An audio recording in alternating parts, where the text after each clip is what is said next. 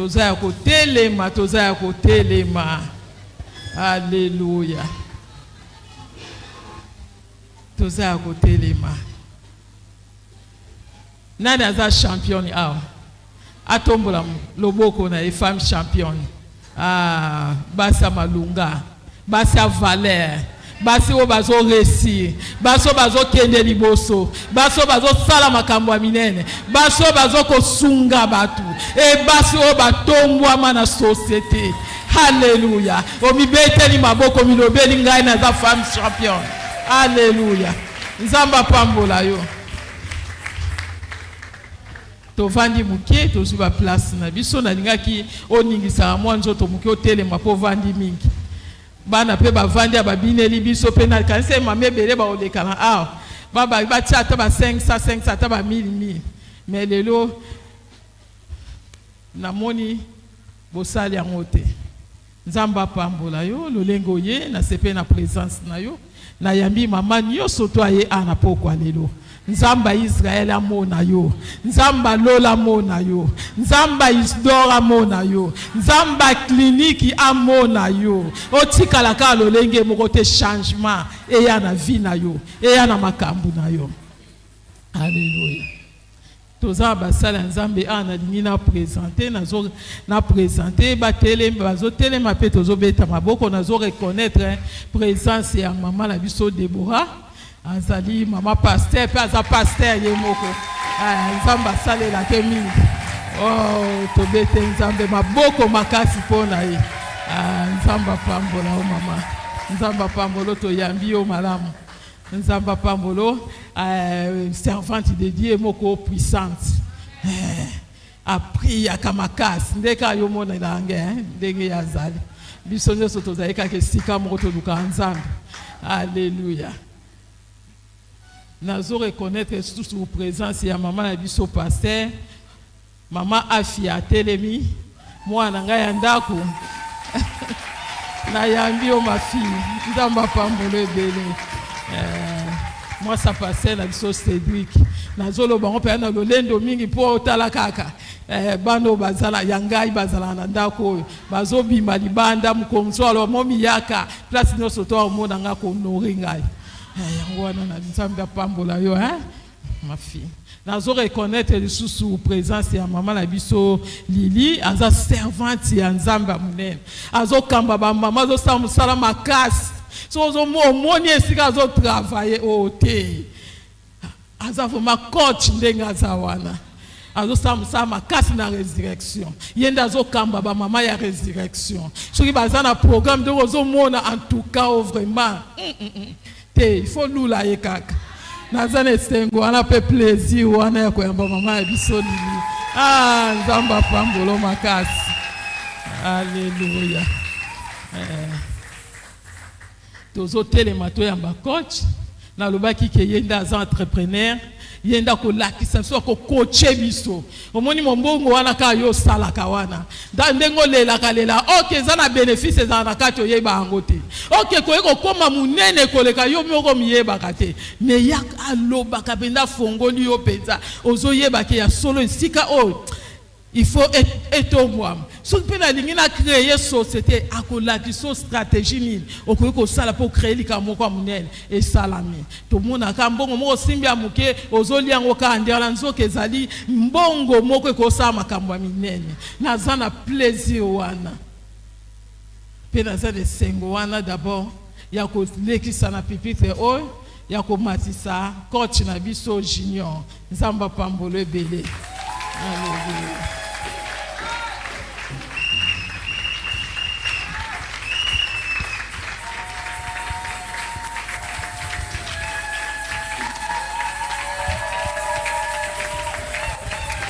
Alléluia, ma maman. Alléluia. Nazana esengo makasi ya se retrouver lisusu awa parmi bino. Na sepeli mingi parce que lelo nazana occasion à remona papa. En tout cas, et ça lit bien qu'avant na bandaye à kota. Na sepeli vraiment. Merci beaucoup, merci pasteur Isidore, merci maman Wivine, merci pour l'invitation. Naza très reconnaissant et pas Nzambe pour permettre que nous ayons grâce ya kokutana na bino et surtout ya confiance ya kotelema liboso ya ensemble oyo. Nzamba pambola bino makasi. Merci ba maman pour la présence na bino na osenga na bino bofanda comme ça to banda mayanga ni na biso. Je voudrais avant de commencer vraiment ndenge na pesi merci vraiment na ba responsable ya église pour la confiance basali ngai na lingi pe lokola ko remercier maman Lydie, maman ya résurrection, comme maman Wivina Lobi azali mokambi ya ba maman na kati na église, et puis grâce à elle nde na kutanaki na maman Wivine na lingi to encourager to petele maboko présence na yeza ko encourager pe ngai. Voilà. Mercredi passé, nazalaki awa pour un petit temps. Tout ça là qui est introduction, il y a message nabiso. Nani azalaki non? Mercredi passé. Pas de bazaki mingité parce que nazalaki très tôt, vers 17h. Qui était là? Ah, voilà. Na lingi na bino bozalaki mercredi. Bolo bana moi mon poussé oyo bino bo comprendre ki na autre lobaki mercredi passé. Pour ba maman bazalaki te, ba ye ba plutôt continuer na bango elongo. Maman nini akoki ozo maloba tozolobela nini et pour nani tozolobela sujet wana.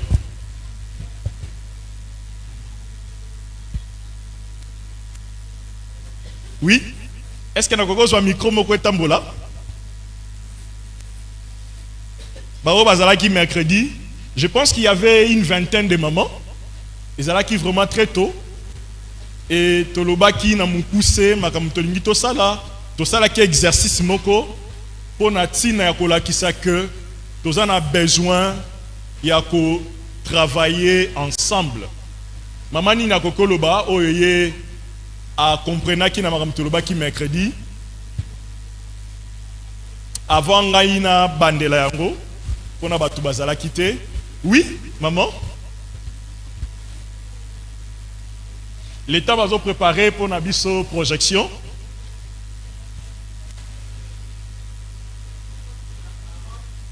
Olobaki pona to babanda kina nunga na okuta opesa ki bango ba paquet ya spaghetti.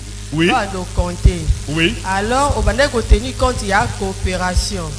Donc les femmes, les parents bien battus se poser comme vous avez esprit à coopérer. OK. Donc pour na oyo akoyiko aider ninga mususu place azo kokate. Mais yo remarqué que mutu na mutu abanda ko sala na effort na yemoko sans que atu na muninga sans que ba se coopérer. Donc yango lo bayi que so bo travailler, il faut vous un esprit à coopération et ko aider ba ninga mususu pour avancer un peu vite. Au lieu ça lango yomoko au sala mukie. Mais si vous avez coopéré, vous allez vite et puis vous allez ébeler mort. Donc c'est un peu ce que j'avais compris. Merci beaucoup. Comment on dit? Mon diribabon n'est Judith. Judith, hein? Voilà, maman Judith.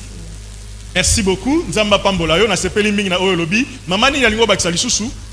Topé sœur ni yalingo bakisa o azalaki mercredi na makamto salaki. Oui, nana akoko bakisa na makamto salaki. Oya retenaki. Qui va prendre le micro? Ah, micro est kate, micro est kate. Ndena simbi ogu nazo gelengi. Voilà.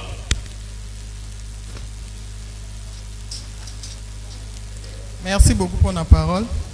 C'est-à-dire que Tolobaki, pourquoi coopérer? Avec qui nous devons coopérer? Comment coopérer? C'est-à-dire que coopérer nanani pour te évoluer, tu coopérer pour nanini. Pour te évoluer, nani o esengeli to coopérer na ye. C'est-à-dire Tolobaki bongo, Tolobaki peke, to se tenir, c'est-à-dire que tant que tu as une unité, il y a la force na biso pour te évoluer. Ceux qui ont une unité, tu as la force te pour évoluer. N'engue tu as un esprit d'équipe, tu as manière de travailler. Mon homme tu as pressé, il a compter belé. Tu as un esprit à compétition na bas spaghetti. Groupe A, groupe B, groupe C. C'est-à-dire que tu as là pour compter. Or que ceux qui ont sangana qui na défi au pesa qui biso ya 1000 spaghetti to compter. Tu as la capacité de compter on a 1 minute non yebisa ki biso. Merci beaucoup maman. Maman Kombo. Maman Olga. Maman Olga. Est-ce que tu as bêté la maman Olga Maboko? Ndenge moko to bêté maman Judith pe Maboko. Merci Nabino bozalaki mercredi. Na attraper bato bazalaki te. Mercredi tong nayaki to bandaki séance na biso na exercice moko ya mukuse. Exercice yango ezalaki nini? To kabolaki ba spaghetti, 3 paquets à spaghetti, to pesi 3 groupes. Ba maman bazalaki à peu près 5-6 dans chaque groupe.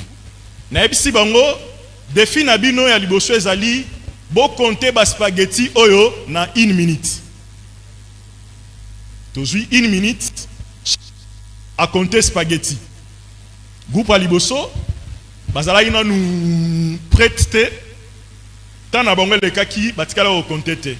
Deuxième groupe basalaki je pense 203 et troisième groupe basalaki je pense 300 quelques spaghetti au baba contaki. Ensuite na sengi bango balobi na pesi bango quelques minutes ba réfléchir ndenge ba koko sala ba stratégie pour que ba chiffre ba to sala et mata. Na pesi bango 2 minutes ba réfléchir to bandeli lisusu exercice pour la deuxième fois. Premier groupe à salaki je pense 320 quelques. Deuxième groupe à Passaki Naba 300 et quelques aussi. Et troisième groupe, je crois, bah, Salaki Soyi 400. À moins qu'il y ait Bosana. Donc, tout le monde a dit que premier tour, na deuxième tour, bah, groupe bah, Salaki mieux qu'avant. C'était une progression. Pourquoi tant entre Bango bah, solo là, bah, et bah, Ndeni bah, Sala. L'expérience c'est à Liboso et permettre Bango va s'améliorer dans l'expérience à mi balé. Amen. Donc, ezalaki première étape pour Nabiso. Kola ki sa que ce que lingo sala quelque chose et l'obité que parce que au bandi yango et que simbité que ce que bandi lisusu et aussi malisusu te. Est-ce qu'on se comprend? Plus nazo sala, plus nazo mayele, plus nazo permettre ngana réussir. Amen. Maintenant donc ba komi na ba 300 400 na pesi siko troisième défi. Na sengi bango, est-ce que vous êtes capable na 1 minute bo compter 1000 spaghetti bandimi na tuni bango bo sala ndenge nini ba ebisinga que non voilà to sala boy. Mais en fait objectif nanga ezala ki moko kola ki sabango était na 1 minute bo sali 2 fois 1 minute boko kisi même pas la moitié ya 1000 ata bo sali magie nini et rozala difficile voire impossible na 1 minute na groupe bozanango boko kisa compter 1000 solution ezalaki kaka que ba groupe nyonso tumisatu basanga na elongo po basalaki déjà ba 400 ba 300 ba 200 soko salisi yango nyonso tu ozana capacité à relever défi ya 1000. Est-ce que tu sais comprendre? Mais malheureusement, et c'était ça vraiment l'objet de l'exercice wana, tant que tu bandi ba exercice ba maman ba koti na mitu na bango baza na compétition. To sala mbangu to gagner. To sala mbangu to gagner. Alors que ngai na lobaki na bango te ke baza na compétition. N'était ce que c'est comprendre. La plupart des temps na makam tozo sala dans la vie, tozala ka bloqué parce que na mutu na biso to mitie en compétition na batu bakoka ko sunga biso. Bazalaki bango nyonso tout ensemble awa. Il suffisait kaka mutu moko loba ah pour nani te to sangani comme ça to compter nyonso biso nyonso comme ça to kokoka 1000 te. Idée wana ya kité pour nani parce que na mutu na bango il fallait groupe na bango de gagner. Donc ozo luka o gagner yomoko alors que c'est difficile voire impossible, c'est alors que batu nyonso tout bazako échouer. Est-ce qu'on se comprend? Le long on a eu kolakisabino, ko partager bino expérience, ko beta sete, ko pesa bino ba conseil sur comment bokoki ko coopérer ensemble. Et na sepeli mingi ndenge déjà ba tchebino na ba mesa parce que déjà ils ont une bonne image ya kolakisa que ponga ina za la championne et sengeni na yeba ko coopérer na bandeko mususu. Le secret à ba champion, c'est la coopération. Est-ce qu'on se comprend? Yango lelo na kolobelango en détail, na kopesa bino temps ya ko poser nga ba question parce que objectif na biso ezali que maman oyo azobima awa azala na makanisi ya koyeba ndenge nini akoki ko réussir. Et parmi les secrets on azopesa pour devenir championne, c'est de savoir coopérer.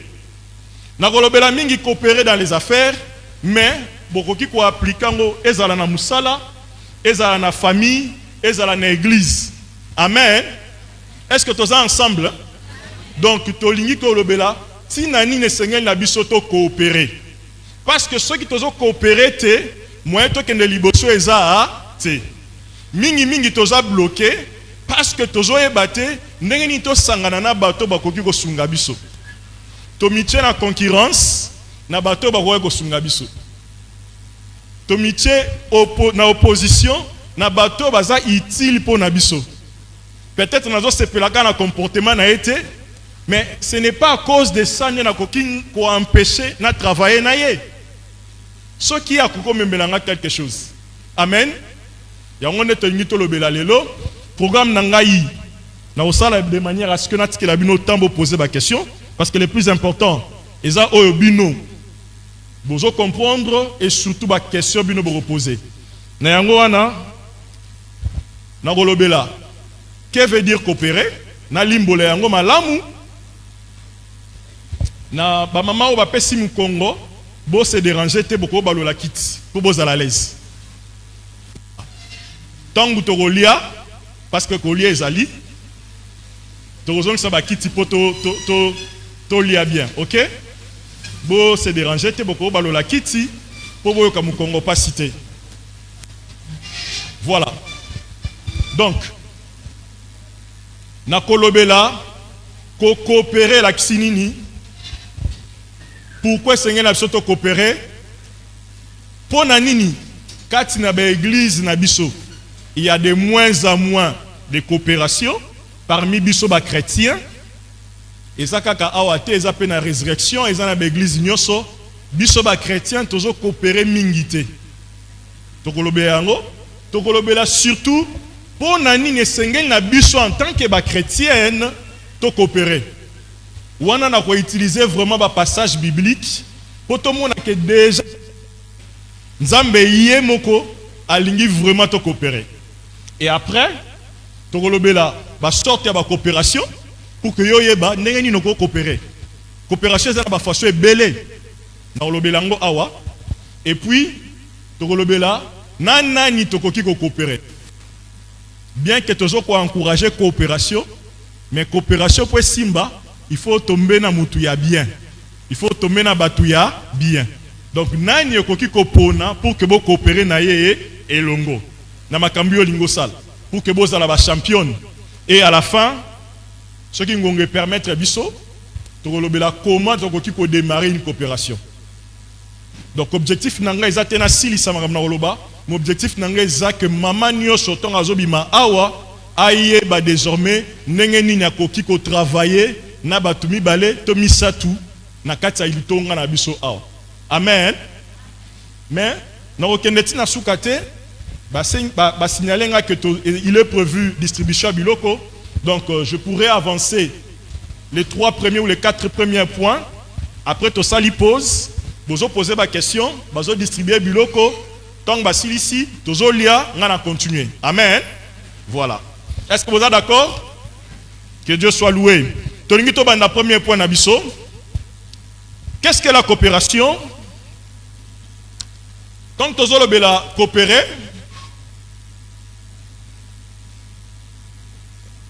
ezobi marokatana. Voilà. Va aider biso pour ebima bien écran. Mais nga nazo ko avancer. Quand tozolo ba coopérer l'axi collaborer. Coopérer l'axi, travailler ensemble. Coopérer l'axi, c'est mettre ensemble avec quelqu'un pour résoudre problème moko, pour atteindre objectif moko. Donc, tu vas coopérer kanatina. Tu se mettre ensemble pour ne pas mbatter, tu dois se mettre ensemble parce que tu lingi to salelo ko moko lisanga. Parce que tu lingi to résoudre problème moko. Tu peux atteindre l'objectif moko. Amen. Donc quand nous parlons de la coopération, c'est la collaboration.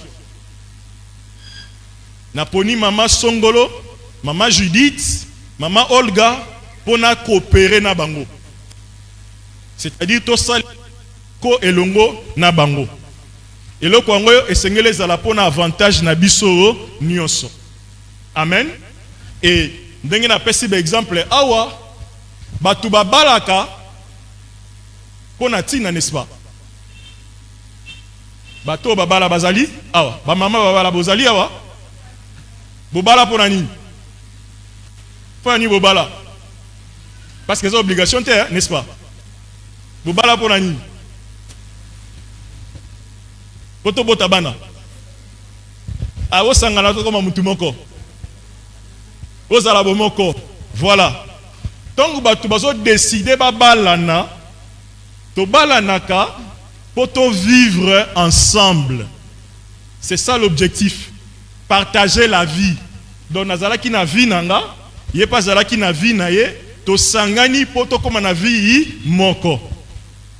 Et le but est que to sangani poto bota bana. Parce que tu as balana, mais bana bazate. Et le but est que parce que bana bazate, que libala ne zate. Tu balanaka pour te vivre ensemble. Ceux qui doivent vivre ensemble étaient ceux qui sont sous libala. Ceux qui sont sous libala. Voilà. Donc, le mariage, c'est une sorte de coopération entre l'homme et la femme. Ba yokani bangomi bale. Pour basale loko moko ensemble, ba vivre ensemble. Ndenge moko pe to pese exemple ya amitié. To komaka baninga pona tina. To kokoza la baninga kaka pona kozala na esengo te, aza muninga na ngate. Aza muninga na nga pona tina. Donc quand on est des amis pour se soutenir. Amen. Donc l'amitié aussi, c'est une forme de coopération. Est-ce que tout le monde comprend de ce que la coopération lingua laksanini? Bosangani ya batu mibale, tope batu ebele, pona tina moko. To sangani poto vivre ensemble, so toza mwasi na mubali, wana to bengango nini mariage. To sangani poto se soutenir, wana to bengango nini amitié. Amen. Donc la coopération ezali kambu oyo ezotinda biso to misangana poto sale loko moko ensemble. Tolobi lisusu boye que na cadre ba affaire, parce que na bayi ke na obeta sete mingi pona ba affaire, mais na olobi la paix de manière générale. Tant que sala ba affaire na biso, est-ce que ça va ba sala ba affaire awa? Bozali na ngina mona maboko ba o bazana ba affaire na bango. Ata oteka ngu beza ba affaire hein. Ah pour ba nsu ba resito na lo ba affaire et la kisa o ke ne Dubai te. Côté kangu ba pesa affaire. Nana zana ba affaire à salara a. Kokanga suki pesa affaire, n'est-ce pas? Voilà, na moni que vous belé. Na repesa conseil mingi sur comment coopérer so poto za na ba championne na ba affaire na biso. Na cadre ba affaire tozo sangana poto s'entraider. Tozo sangana poto sungana na lingala. Coopération na biso na cadre ba affaire tolingi to koma ba champion tolingi to sunga na poto koma ba champion yango wana nde erotinda biso na luka mama oyo azana eloko songolo papa oyo azana eloko pakala ndeko oyo azana eloko boye to sangani pour que to sale eloko moko ya munene ensemble. Amen. Donc par exemple on a pesi yango wana tokokyo sangana pour que to somba ka ba marchandise esika moko. Olina ke no somba demi sac, yé pas que na tourna ya sombi demi sac, vaut mieux to sangani to sombi sac moko et recoute biso moins cher que to somba ka bandam ndam. Amen. Yango ne tozolo ba idée ya ko sangana pour que ça la profitable na biso nyonso.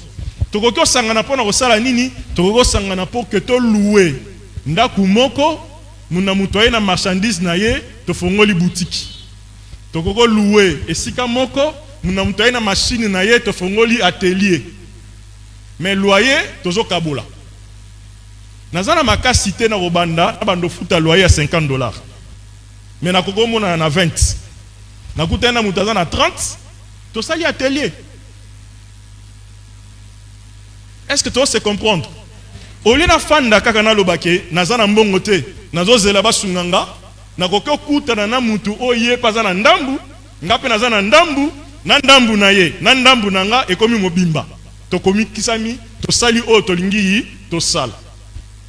C'est vraiment une grande bénédiction. C'est pourquoi nous félicitons les parents d'avoir une communauté comme ça. Richesse na biso ba na nzambe eza otoza na ngona pocheté na bandeli vraiment boyokanga bien po batebele balala nzala pour rien, batebele bazokufa na pasi pour rien, parce que bozo comprendre était que richesse na yo eza oza na ngona pocheté, richesse na yo eza oza na ngona banque, richesse na yo eza batu nzamba tie yo pembeni. Je vais vraiment insister, c'est ça l'essentiel de mon message. Richesse na yo eza batu o nzamba tie yo pembeni. Ndenge toza ebele boye, c'est déjà ça notre richesse. Ce que comprendre en gros et koyede yo kende liboso, mais ce que comprendre en gros te moyo kende liboso ezate. Secret ya ba champion eza koyeba ke richesse na ye eza bato aza pembeni na ye. Mutu moko te atikala kozala champion ye moko azala raté. Même Jésus azala champion ye moko te. Est-ce qu'on le fait? Jésus azaki na besoin Marie, azaki na besoin Joseph, azaki na besoin Jean-Baptiste, azaki na besoin Pierre, azaki na besoin. Ce qui bazala kate ainga ko réussir mission na été. Ainga komi bota ye moko te. Amen. Na olobelango awa pona nini biso ba chrétien et sengeli to coopérer, parce que nzambe ye moko aza champion ya coopération. Amen. Donc biso et sengeli na soto yeba na ba affaire na biso ezala mukie ezala munene poto kende liboso to ya lobby a ko témoigner nga naza champion et sengeli na yeba ko travailler na baninga banani yango na koko travailler na ye et pona tina nini yango nde tolingi tolobela vraiment lelo awa pona nini bato asanganaka na lobeli yango mais na ningi siko na beta sete sur yango bato basanganaka parce que baza na capacité ya kosala makambu oyo ye moko akoki osala te na zongeli ko coopérer ko sangana na muninga topé na baninga eza pour que et permettre yo osala makambu oyo soko oza yo moko okoko sala ngote yango eza tina ya ko sangana na baninga ya ko coopérer na baninga parce que zana makambu na vie yo moko okokoka yango te soit ekozala très difficile pour nous pour sala yango soit ekozala impossible pour nous pour sala yango. Bo se rappeler na tata oyo asala 38 ans na piscine à Bethesda. Boyebi sous solo wana aza malade asali 38 ans na piscine ya Bethesda. Pour nani asala 38 ans?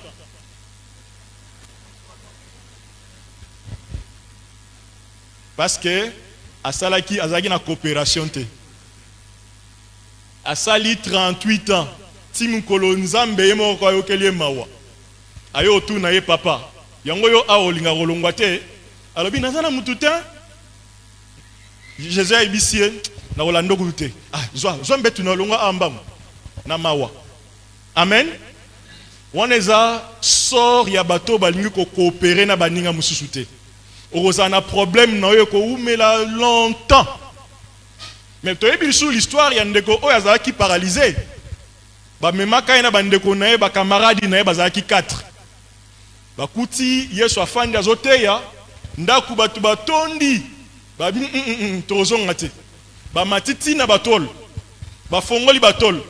Ba june camarade na bango ba kitise na miso à Jésus. Jésus tanga talira ba bino bozala kondima. Allez, telema bika. Ça, c'est la magie de la coopération. C'est-à-dire, où ezali force ya coopération. Ndeko wane la kisike, azaki mutumoro ayebaki kosolola na batu. Na ba camarade ne bazalaki bien, yango problème na ye, ba camarade ne ba mimakango. Yem ta gendra pas Jésus, est-ce qu'on se comprend? Ce sont ses amis. C'est-à-dire, où yazana bango en coopération, où yazana bango en relation, de ba mema yeti liboso a Jésus. Nde azwape lobiko na ye. Pendant que Mouninga a 38 ans, azozanga mutu ya rotindiga ye na piscine. Ye ba memi ye uta soki wapi basali tala voyage moulayi. Ba buki na ndoko batu, ba kitisi ye na kati. Parce qu'azalaki juste capable de bien coopérer avec les gens. Amen. Donc, toujours coopérer pour tozala na capacité ya kosala makambu oyo ngai moko na koki osala ngote. Parce que soit c'est très difficile pour nanga, soit c'est impossible pour nanga na sala yango. Na support na pesi exemple mibale. Na lobi que c'est très difficile mutuye moka tonganda ko banda na fondation tinda ko esila. Ntako sala ngo, mais c'est très difficile. Pour essayer ba compétence ebele et puis que soyez temps ebele. OK? Mais aussi il y a des situations où c'est impossible. À tous dans la bonne volonté, moi au salango moko ezate. Et na lobi awa que maman nyoso soka lingi azwa zemi ata lingi na ndenge nyoso alingi. Tant qu'à coopérer na mobilité, a rotika la kozwa zemi. Est-ce qu'on se comprend? Ceux qui ont un objectif na yo au moni que yo moko koki ko sala ngote directement comprendre que vous avez besoin de coopération. Ceux qui ont objectif na yo moko koki ko atteindre ngo alors vous avez besoin de coopération te. Ceux qui ont un défi, on appelle ça qui défi mercredi awa o eleki yo na makasi, eleki yo na munene, eleki yo na nyoso, wana comprendre que vous avez besoin de coopération. Amen. Donc, tu coopéreras pour nini? Tu coopéreras pour tozala na capacité ya kosala makambu oyo ngai moko soit kozala po nanga très difficile, stopper kozala impossible na sala yango. Wana topé si première raison. Amen. Nakoki ko avancer? Merci. Deuxième raison. Pour ni toujours coopérer. Toujours coopérer poto sunga muninga moko azwa ba résultat oyo soki atikali kaka ye moko moya azwa ngo ezate. C'est ça ce que nous appelons la coopération. Tina ya coopération. On coopère aussi pour que muninga mususu azala na capacité ya kosala makambu oyo akokaki kosala ti. N'appelle exemple awa ba coach na ba domaine nyoso ngaza coach na entrepreneuriat mais il y a des coachs sportifs, il y a des coachs na ba domaine ebele musala na biso eza ko coopérer, ko travailler na batu pour bazala capable ya osala makambo ko sala ti. Même les pasteurs aussi musala na bango eza ko sunga biso to tambola na nzela ya nzambe pour que to kota Lola. Est-ce qu'on se comprend? Tant que tu as coopéré, c'est pour avoir des résultats. Parce qu'on ne peut pas être champion sans résultat, n'est-ce pas? Un champion, c'est quelqu'un qui a des résultats, qui a remporté, qui a accompli quelque chose. Maintenant, pour remporter des victoires ou accomplir quelque chose d'important, on a besoin de coopérer avec les autres. Donc, toujours coopérer pour que tous soient capables de faire makambu oyo to kokai ko sala biso mobote. Toujours coopérer pour que to permettre à batu mususu bazala capable de faire makambu oyo ba kokai ko sala ngo bango moko te. Nde to pesi exemple awa que école ba coopérer kana ba parents pour l'éducation ya ban. Est-ce qu'on se comprend? Pour que moi naza éducation ya bien et c'est ngeli école na ba parents ba le même langage. Et le but est que l'école et le but 1 plus 1 égale de 2 nanda ku papa ou bien maman boy mais quand on a mis au sabino 1 plus 1 égale 2 ngeni. Biso ba lakisa biso bongote. Mbala moko moi naza perdu. Amen. Voilà, donc coopérer, c'est aussi pour permettre à d'autres personnes d'atteindre des résultats ou d'atteindre bango morote.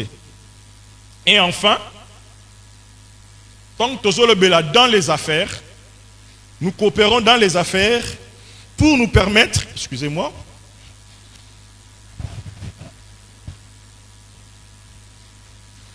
nous coopérons dans les affaires pour que tous ont un intérêt moko, tous ont un intérêt moko, yango tozo coopérer. En matière d'affaires, on ne coopère pas pour le plaisir. Na accompagné akaba entrepreneur rebelle, parfois na se renda compte que tozo encourager batu ba sangana, mais ba msusu ba sangana po na esengo. Parce que baza ba ninga ba décider ba sala ba faire. Ça c'est pas une bonne coopération. Parce que moi si mon bali va décider ça là va faire. Non, ça ce n'est pas non plus une bonne coopération. Dans les affaires, on coopère parce qu'on trouve un intérêt à coopérer ensemble. Cet intérêt, ça peut être un intérêt immédiat, ça peut être un intérêt lointain, auto-visé. Amen. Heureusement, merci beaucoup. Merci le frère qui fait ça à aider Bisso Makassi. Voici des choses pour lesquelles Bisso na katia ba faire tokoki kosangana pour que tu travailles ensemble. Tokoki kosangana pour toi améliorer production na Bisso. Tokoki kosangana pour que tu t'eka plus. Tokoki kosangana pour que tu ala na ba charge mukie. Tokoki kosangana, voilà, il y a plusieurs raisons pour lesquelles dans les affaires nous pouvons coopérer. Donc, en résumé, coopérer, nous le faisons parce que nous sommes capables d'être comme nous sommes capables d'être ensemble. Parce que ceux qui n'ont pas mututé, n'ont pendant longtemps sans trouver des solutions. C'est pourquoi il y a beaucoup de gens au lieu de champion, bazaba vaincu. Makambu elonga bango. Pourquoi? Parce que mita la rara yemoko. Ah ngai nazanga bandeko. Nazanga bandeko na gouvernement. Ah ceux qui tozaki ata na député, ceux qui tozaki ata na boy. Azobosa na ke na église, nzamba pesiye batu ebele. Bakoki kosala pe makamba malonga ensemble.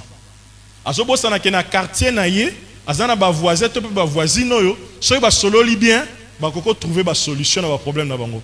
Azobosa na ke na wenze oyo akendaka, ba o baza pembeni na ye, baza pe na problème lokola ye. Mais comme baza ba concurrent na mitu na bango, moye ba coopérer. Boyebi pona ni to ke na somba biloko na zandu. Bien que les aratomos na biloko awa tokosoma po nto kenda zando nazo kabino ba prière assez par rapport à on a cité hein et l'on y est ça là que ba prière assez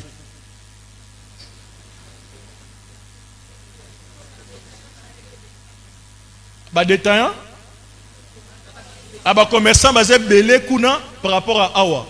Ah, ok.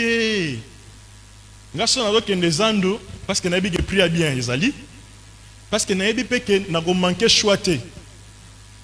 Ceux qui n'a pas pris na OT, certainement na mona on a pas nango. Donc vous allez belé na opona. Pona nini bongo parce que baza bango nyo ceci kamoro. Mais yo ce muninga bando ça la même commerce ayo chango pembeni na yo bando la kele mabe. Je ne sais pas si tu oses se comprendre. Alors que ba client balingaka esika bato baza ebele mpo baya.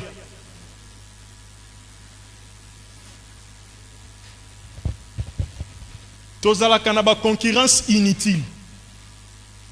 O ezama na pouvoir ki te menazolo bango. Ezama kambu ya gestion et entrepreneuriat, OK? Tozalaka na ba concurrence inutile. Alors que le client est attiré lorsqu'il voit qu'il y a beaucoup de vendeurs ou bien de vendeuses. Ils ont quoi attirer. Si vous avez un client qui est un client qui yango bato bautaka musika bayosoma mabaya na wenza mombele batiki ba mabaya na baveni na bango na mutu na bango ake awa ezala cher so na gena wenza mombele certainement ezala moins cher et puis so na kuti ya bien te na kozonanga oyo na kozwa oyo dans na diversité ya ba choix. C'est parce que ba vendeur ba sangani nde bakomi ko attirer ba client. Est-ce qu'on se comprend? Ba maman oyo bate kaka na pesa bino moi secret amukie boyebi nani yango concurrent na bino ezani nani ateka relo a nazo exemple na yo. Oui maman oteka nini friperie ya nini ya bilamba nini a ba robe voilà OK. Si vous avez concurrent na yo eza banani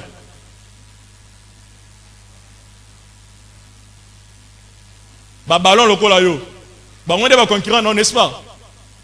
Erreur.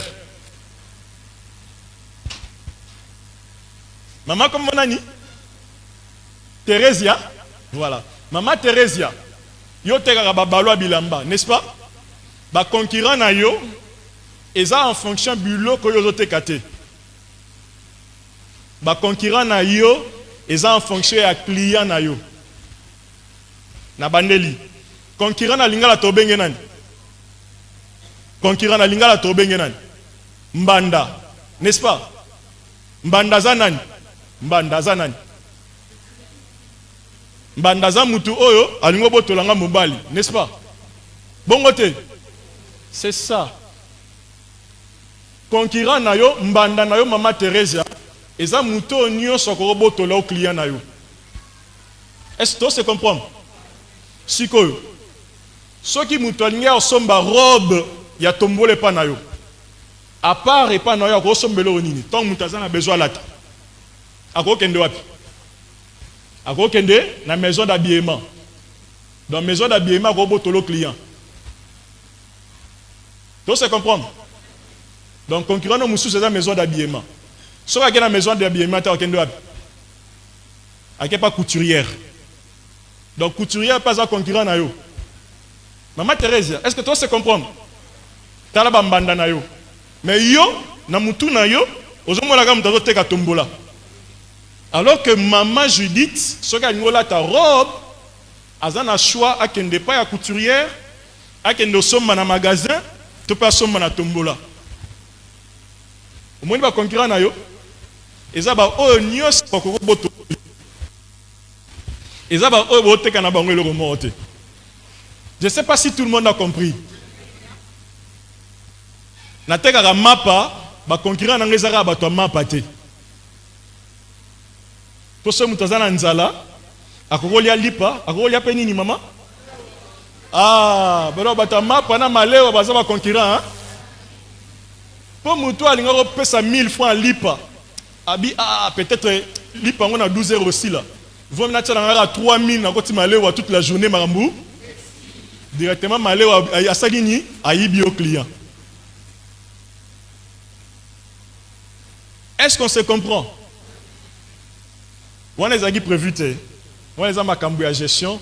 Je crois que ce maman où il vit na pesinzela, to koya ko sunga ba maman va comprendre que tant que le la concurrence ezate parce que tozo teke loko moko te.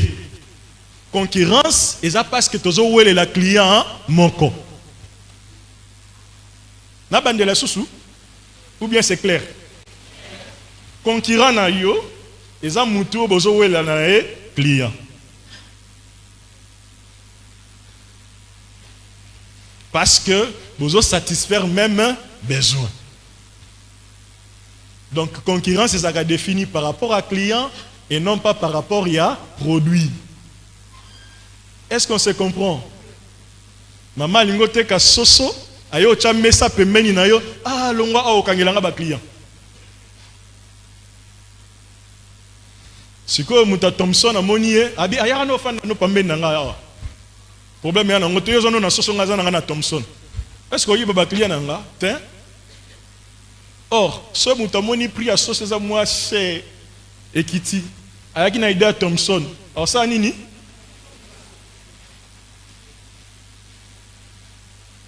Voilà. Wana eza makambu to maman vient na opesa biso nzela, to ya ko expliquer sikoyo makambu ya marketing. Na zongeli makambu ya coopération. Amen. Tozo coopérer pour to sala makambu minene ensemble. Donc, exemple na pe sibino, et ça pour nous sabino que beaucoup qui coopérer na ba concurrent na bino. Concurrent et l'obité qui a zamonguna. D'ailleurs, beaucoup d'entreprises font ça.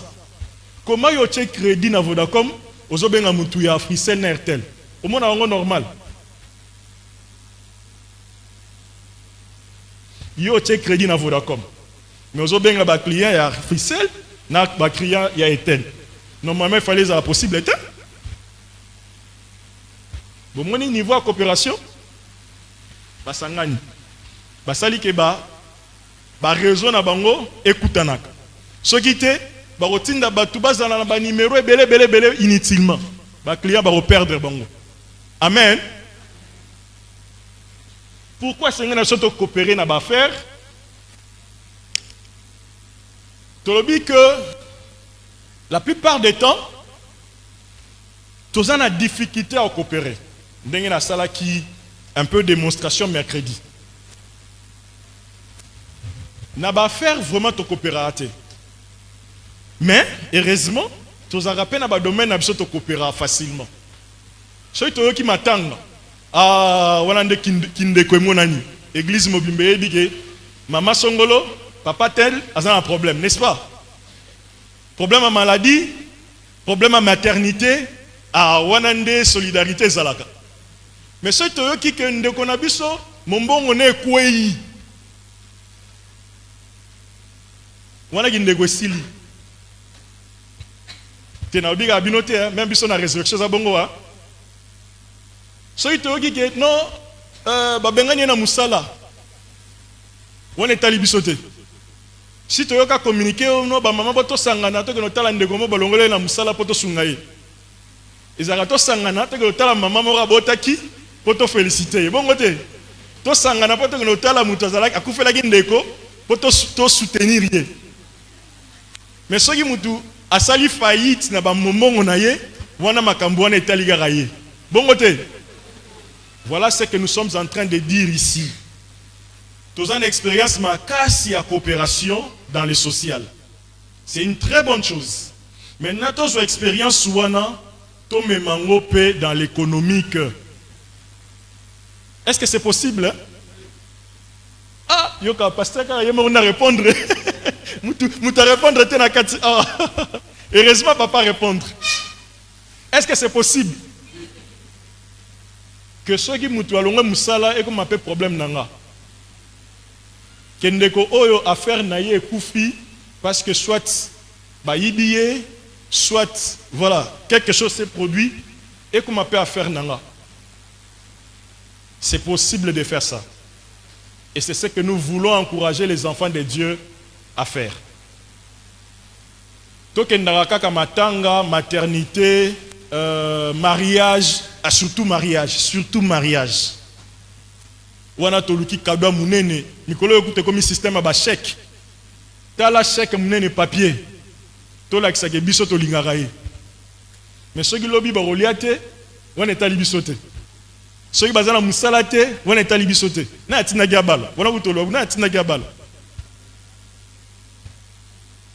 biso en tant que bandeko en tant que communauté esengeli petolo belaka makambu moko économique. Ndeko azana problème ndenge toko sungaye mombongo ne kwei ndenge toko sungaye na kolobela ngo lelo te parce que toujours banda étape par étape. La résurrection, tu comme ici qu'on a niveau. Mercredi, ton nayaki, c'est parce que nous avons kende, pour to banda siko kolobela en tant que ba maman, makambo etali économie. Libumwarolia, mbongo na poche, voilà. To bimakaka na makambo social, to ma peine économie. Toujours qu'on avancer bongo. Et to lingi genzamba sa la grâce que biso ba chrétien to comme makasi pe sur le plan économique. Amen. Mingi mingi toujours qu'on coopérer parce que toujours mon intérêt à coopérer. Intérêt à osangana isika moko na mona nangate. Pourquoi na coopérer? Maramnanga do simba nango. Nazana ba client nanga, musala mobali nanga zo tambola bien, topé musala nanga moreza nango bien, bongolo na coopérer. C'est parmi des choses que ça la batuba coopérer ça. Autre raison, c'est manque de compétences. Na lingi na coopérer mais na habité na sala ndenge nini. Surtout ceux qui ba témoignage à batu. Ah, tel to sangana ina ye, amelanga mbongo vraiment. Bokeba. Il écoute son déficit bilogo. Pour foutre, il faut foutre pas pasteur. Ba témoignage à ma belle qui mingi ndezo décourager batu ba sangana. Amen. N'a pas sabino secret moko. Nazaki kosala accompagnement ya ba maman ezala na église ezala libanda mais baza ba chrétienne. Mingi ba ebisanga que papa biso to préfère osala ba faire na biso na ba païen que na ba chrétien. Na okango mingi na matoi nanga. Et ça m'a fait très mal. Amen. Et si vous avez déjà, le long na pesabino secret moko. Parce que quand j'ai prié pour ça, Dieu m'a mis à cœur une réponse à donner à toutes les femmes et à toutes les personnes qui disent ça. Dieu m'a dit ceci, à moi personnellement, pour que nous transmettions pas battu sur le que il est préférable pour toi. Il est préférable pour toi que moi Nzambe akosayo que païen akosayo. Nabandeli. Préféré que moi Nzambe amela ombongo que païen amela ombongo. Vous savez pourquoi? Parce que tolobi aza mwana ya Nzambe. Mwana nyonso sora sali mabe. Nani anga futa?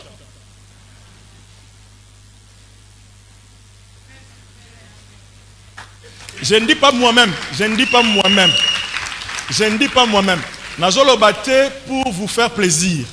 Je vous dis ce que Dieu m'a dit de dire à toutes les personnes, et les hommes et les femmes, qui regrettent d'avoir fait des affaires avec des chrétiens, et puis besoin de décision,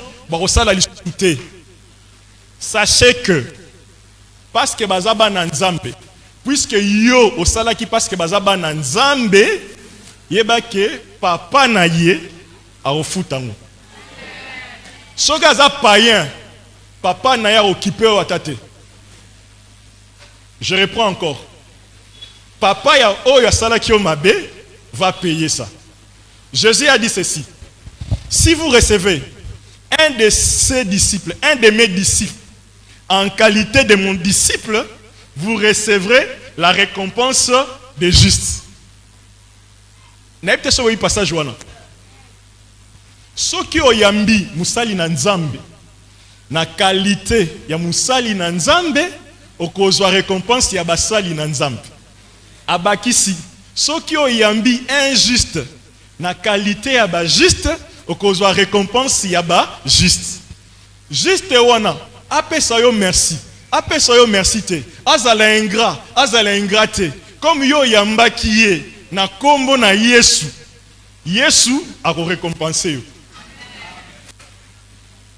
Est-ce qu'on se comprend?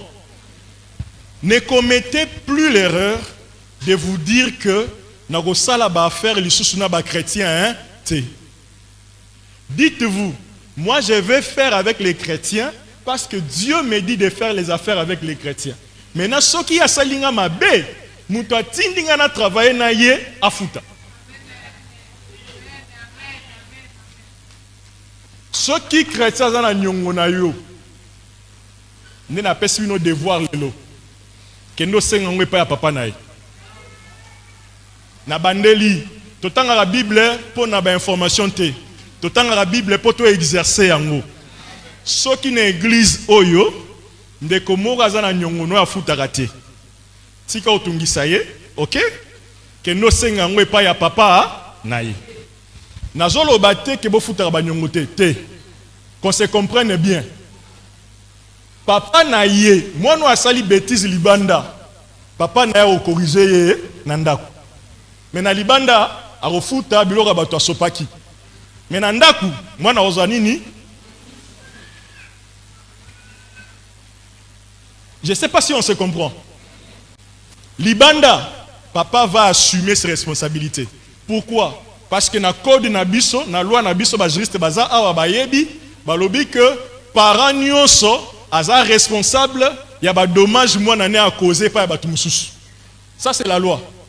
Et la Bible aussi le dit. Amen.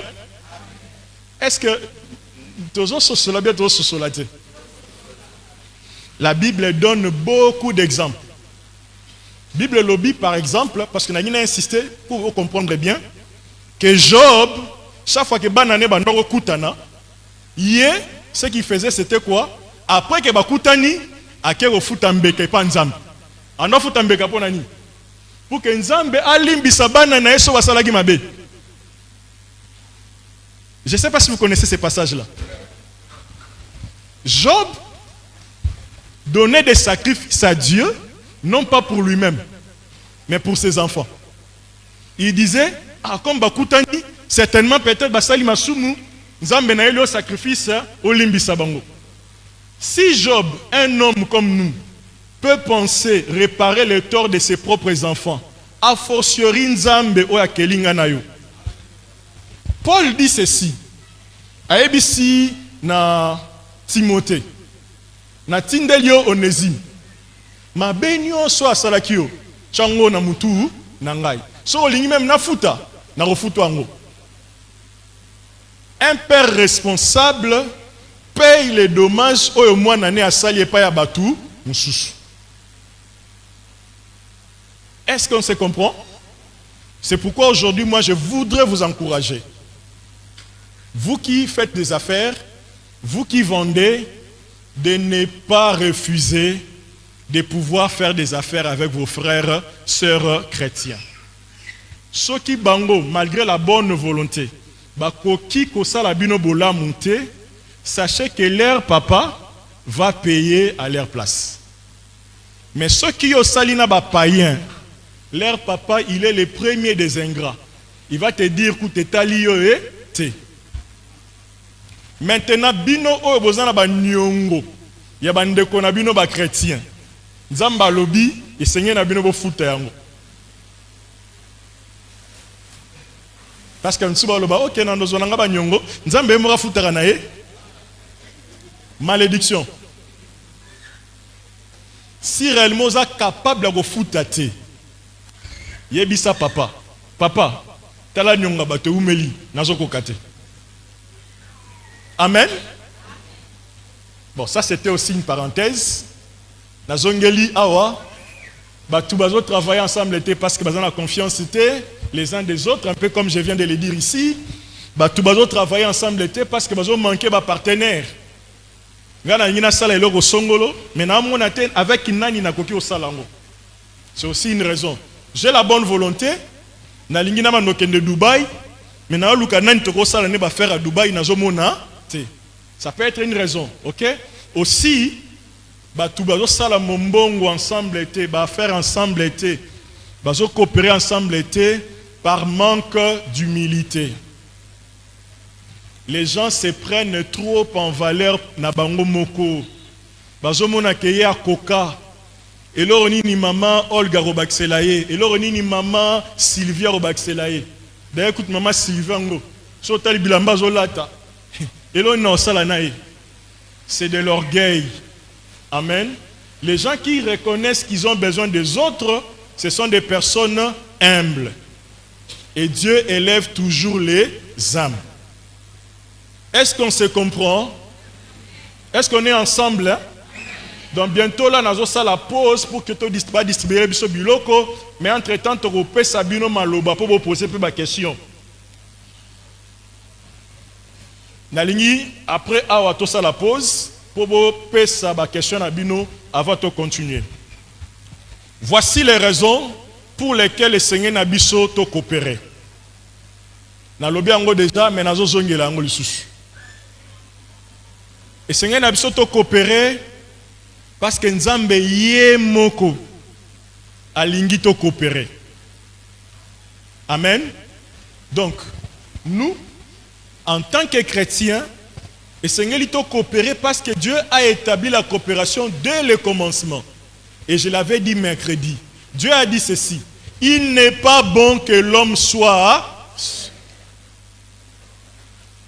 que l'homme ne soit pas seul. Les gens pensent seulement au mariage. Non. Ce n'est pas seulement pour les mariages. Il n'est pas bon que au travailler yomonko. Il n'est pas bon. D'ailleurs, Ecclésiaste 4, le chapitre 9, et Pessibisoba détail. Comme devoir botangango nandako. Ecclésiaste chapitre 4, le verset 9. Donc, Dieu a dit, il n'est pas bon que l'homme soit seul. Pourquoi yolingoza la yomoko? Quelqu'un va venir, parce que moi je suis une femme. N'est-ce pas?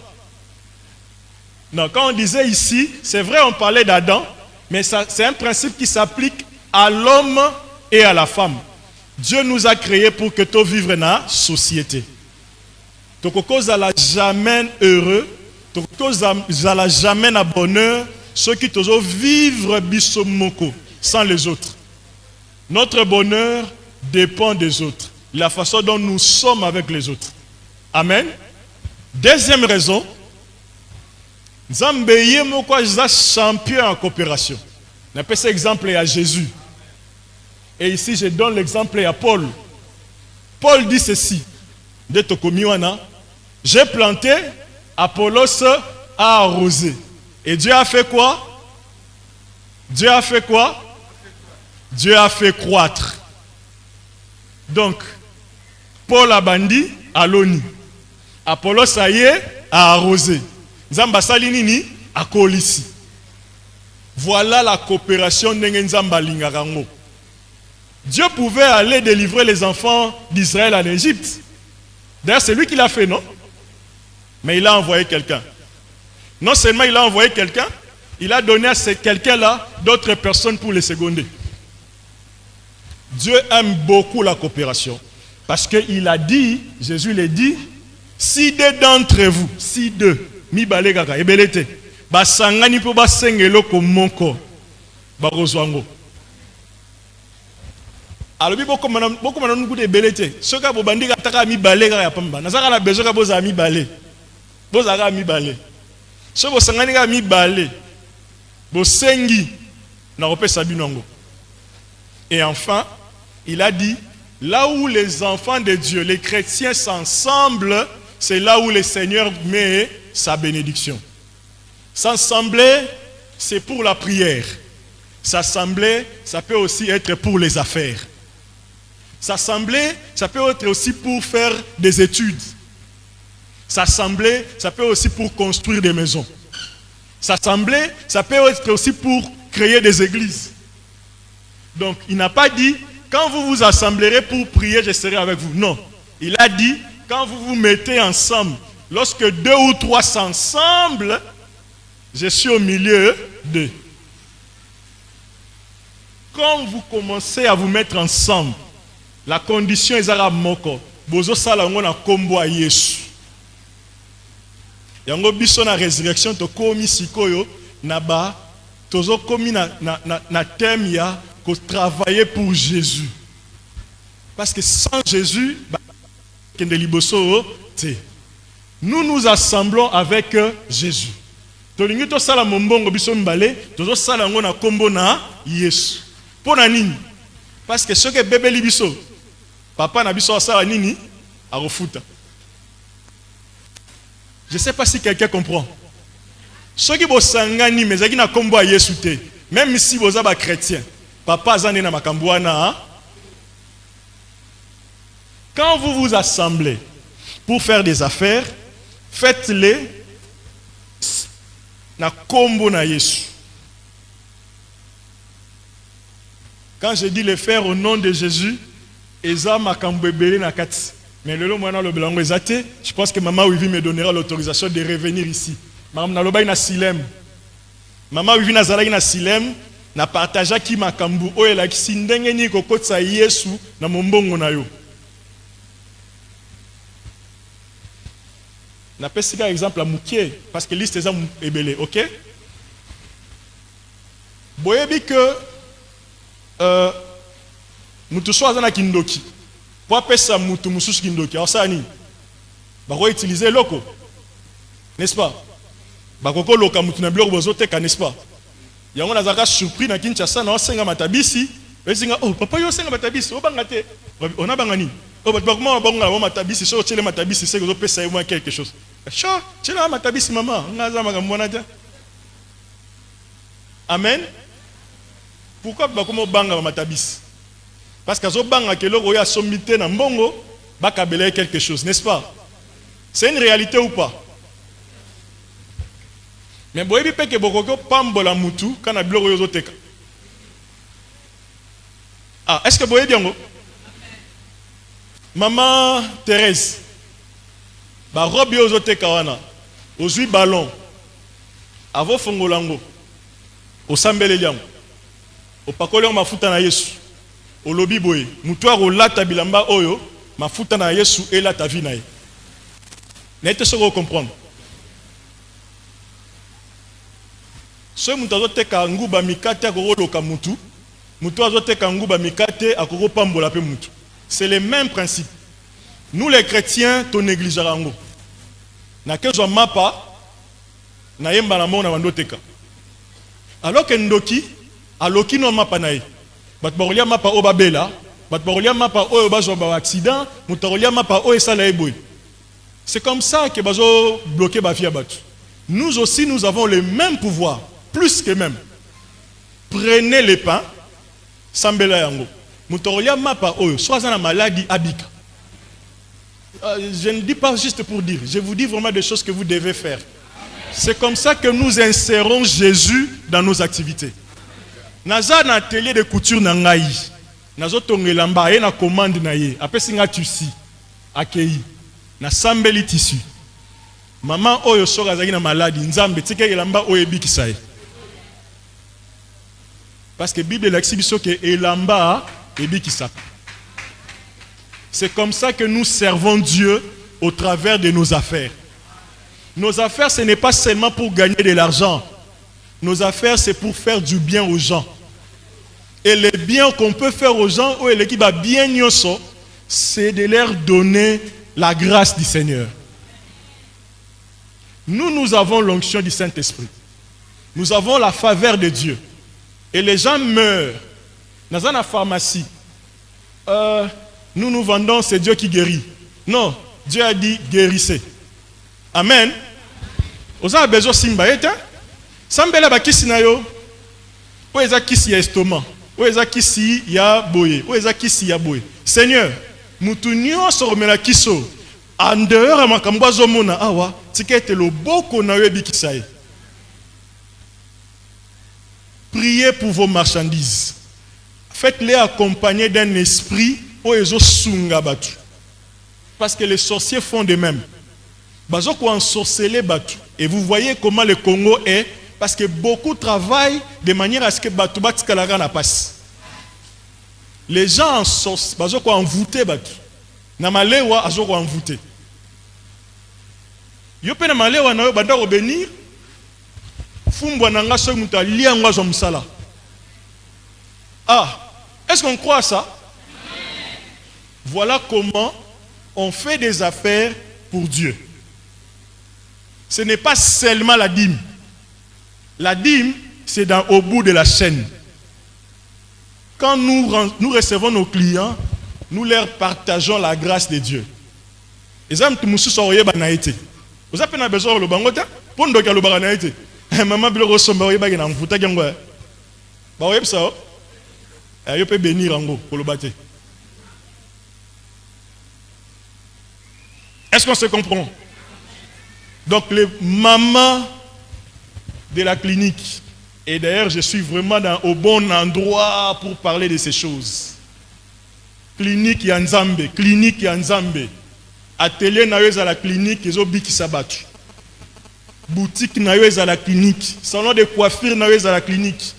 Avant Fongola, au Wendre Ports, Mounio Sokota Awa, ma babe naïe kweya.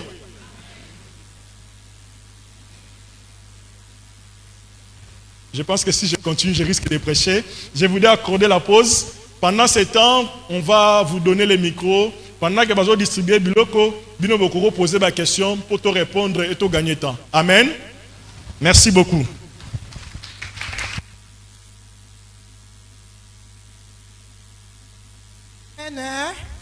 Tobeteli Yesu maboko makasi. Amen. Amen ba maman. Sans plus tarder, tozo benga ba protocole na biso ba bongisa ba panier offrande. Bien-aimé toyaki lelo ezali suka. Suka nde ezalaka malamu yo moko mona ndenge ezali. Amen. Bimiso offrande oyaki nango. Bayaka na ndako nzambe maboko pamba te. Bien-aimé bimiso offrande na yo. Fongola sac, fongola libenga na yo. Bimisa offrande oyo yaki nango na présence nzambe. Tozo zo ba offrande na biso.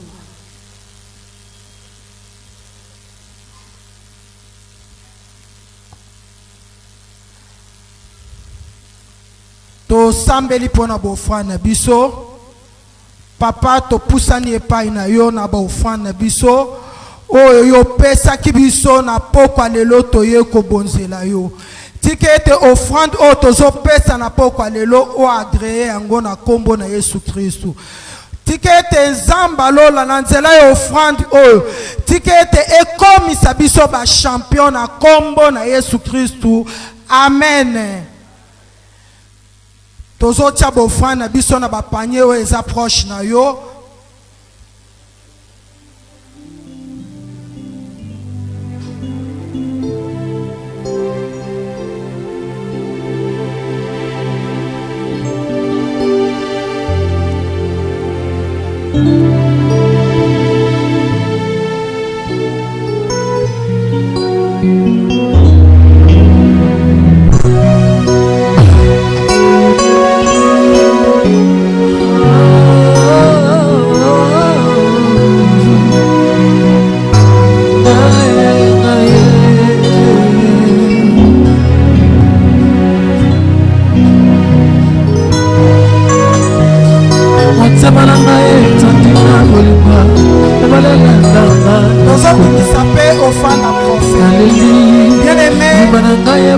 Coach na pokwa lelo azo enseigner biso pe azo prophétiser. Amen.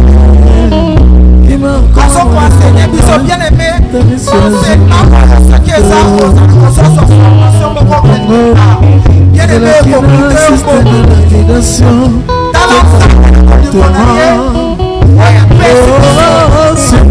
dans la maman malade.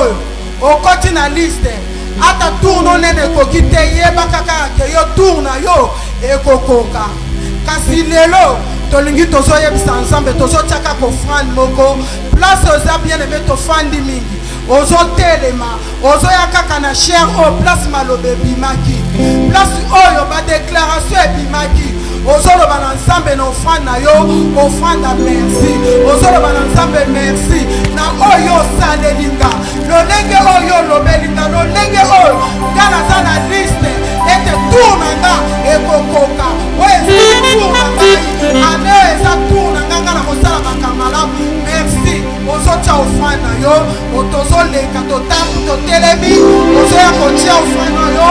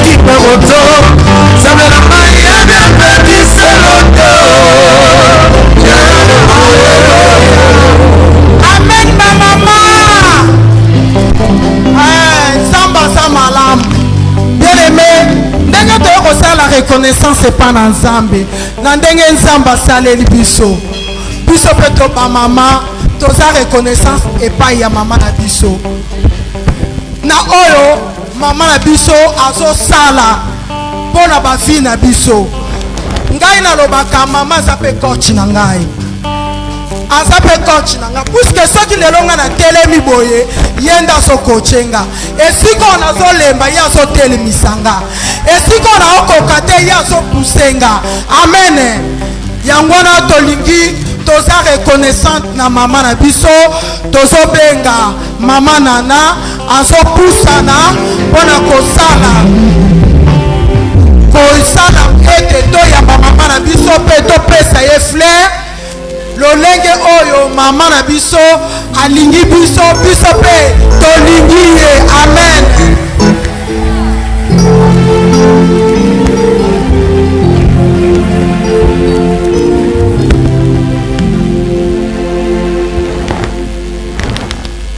couple pastoral.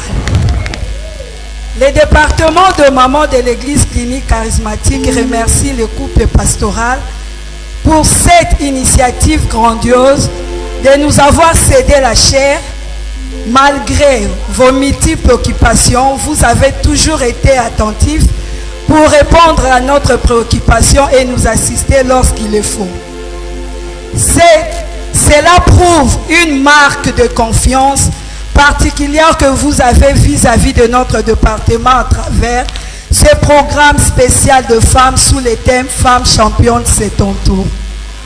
Afin de permettre aux femmes championnes que nous sommes d'expérimenter la main de Dieu, de jouir de ses bienfaits, de briller, de recevoir la bénédiction et la grâce, de marcher avec le Seigneur, lui qui est le délice des délices, et de tout sacrifier pour la cause du Christ et de ramener les âmes en Christ. Nous sommes sans ignorer que vous êtes pour nous une bénédiction que l'Éternel nous a offerte. Que ce programme, combien grandiose pour nous étant le premier, ne soit pas le dernier. Nous demandons que la grâce et la bénédiction de notre Dieu abondent sur vous et vous remercions, maman.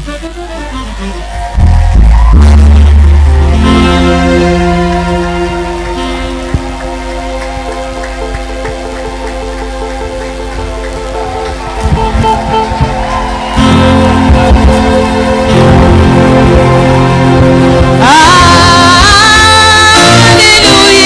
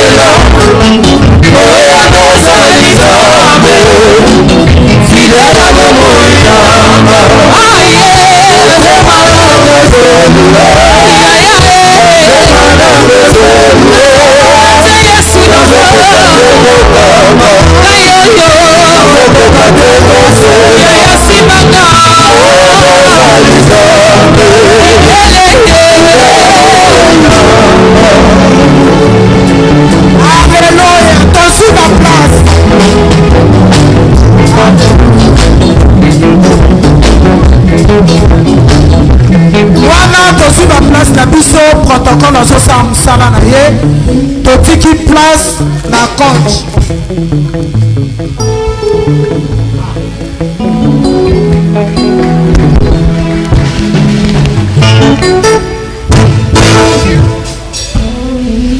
Voilà, merci beaucoup.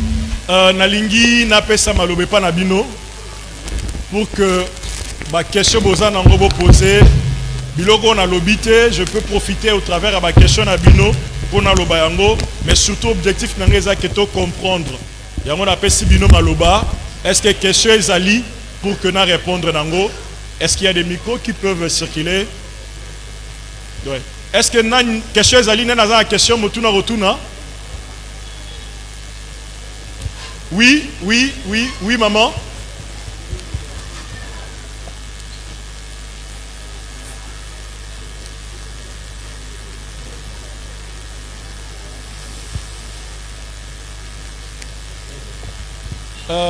Micro ami balé na mona micro mususu. Comme ça, on peut avoir 2 micros et des bisous. Oui, maman, juste prénom nayo et puis question. Bonsoir. Bonsoir, maman. On a posé 2 questions. On a 2 questions. Comment on a dit? Teresa. Ok. Oui. Première question, à quand est-ce que la coopération intervient? Coopération est lorsque au bandi business, na katikati ou comment? C'est à quel moment la coopération intervient? Et puis, deuxième question, est-ce que coopération est obligatoire? C'est-à-dire, au cours de la business, tu sens que tu as commencé seul, oso évoluer seul et tu vas bien. Voilà. Tu sens vraiment que seul, oso se battre, ça évolue. Est-ce que c'est obligatoire? Il y a quoi associer Batu? Parce que très souvent, lorsqu'on associe des gens, ça donne des choses un peu trop négatives, très souvent. Alors, c'est obligatoire ou pas? Voilà. Merci beaucoup, maman Teresa. Le temps que micro comme Makuna, rapidement pour nous répondre, yo. Coopération, ils ont dépendre ce qui au lingi, au bandana batu, vaut mieux au bandango ne bandeli. Mais ce qu'on a déjà en activité, au coquille décidé un moment, na coopérer na batu. Coopérer l'obité car forcément que beaucoup binonio sont ma propriétaire. Au coquille coopérer na mutu po bo somba ke sikamoko. D'abord sangisa mbongo na bino, bo sombi en gros. Nous avons récupéré par Naye à Teki. Au coquille coopérer na mutu po bote kaka ensemble. Bozana biloko na bino, boyokani, bosangisi, boke koteka. Donc coopérer zana baf na ba étape nyoso tout ya ba faire aussi na ba activité nyoso. Un peu comme dans opesa ba exemple ya ba type de coopération awa. Romona que coopération ça peut être quand nous banda topé temps où nous existé déjà. Est-ce que c'est nécessaire? Ça dépend de l'objectif nayo. Ce que Monique est capable de réaliser l'objectif nayo, oui, c'est bon, il faut avancer. Vous en avez besoin de Sangi Sabato. Mais il arrivera toujours un moment où vous en avez besoin de mutu. Parce que tant qu'on progresse, au moment de la coopération, nous sommes à la tête et tout ça là. Nous avons coopéré, par exemple, moi, il y a des gens qui m'associent dans leurs affaires pour les conseils. C'est une coopération. C'est une coopération. Moi, j'apporte du conseil. Voilà, c'est. Donc, coopération, le but c'est comme propriétaire et entreprise. Voilà, donc, un moment ou l'autre, on a toujours besoin, il y a apport extérieur pour continuer à progresser. Parce que tant qu'on va atteindre les limites, parce que nous avons des limites, en termes de connaissances, en termes de capacités, au moins, que l'entreprise au renforcer par batu mususu ou bien ba connaissance mususu. Imaginez que les lots activités n'ont commis cocotte selon bon rebelle. Comptabilité est bien côté. Au travail na batu ba c'est la comptabilité sans qu'on recruter. Mon autre travail na batu ba c'est la comptabilité. C'est juste un exemple. Amen. Voilà. Oui maman. Merci coach pour la parole. Comme on a sœur d'Orcas. Ok.